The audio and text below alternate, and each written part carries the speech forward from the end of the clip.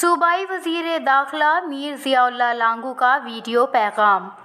بس حادثے پر صوبائی وزیر داخلہ میر ضیاء لانگو نے تحقیقاتی کمیٹی تشکیل دینے کا فیصلہ کر لیا۔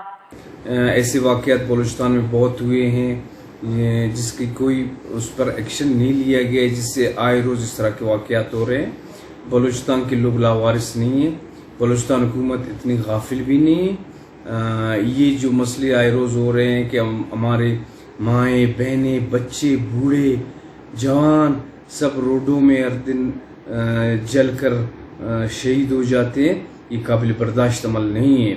تو اس پر ضرور ایکشن ہوگا، اس میں ضرور جس کی بھی کوتاہی ہو، گورنمنٹ کی کوتاہی ہوئی گورنمنٹ اس کا جواب ضرور دے گا، کسی اور ذمہ دار کی اس میں کوتاہی ہوئی ضرور جواب دے گا۔ ان کا کہنا تھا کہ اپنی ماؤں بہنوں اور بچوں کو آئے روز یوں حادثوں میں جلتا ہوا نہیں دیکھ سکتے۔ حادثے میں جو بھی ملوث ہوا اسے انصاف کے کٹگھرے میں کھڑا کریں گے۔ تحقیقاتی کمیٹی تشکیل دینے کا مقصد محرکات کو سامنے لانا ہے۔ بس حادثے کی تحقیقات میں کوئی کوتاہی قابل برداشت نہیں ہوگی۔ مزید انہوں نے کہا کہ بس حادثے میں جاں بحق افراد کے لواحقین کو یقین دلاتا ہوں کہ انصاف ان کی دہلیز پر پہنچے گا۔